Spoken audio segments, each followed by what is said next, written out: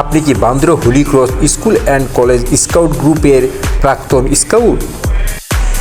আপনাকেই বলছি, Bandra Holi cross school and college scout গ্রুপের 50 বছর সুবর্ণ জয়ন্তী ও পুণ্যমিলনী উৎসব সড়াম্বরে অনুষ্ঠিত হতে যাচ্ছে আগামী 20শে ডিসেম্বর 2024।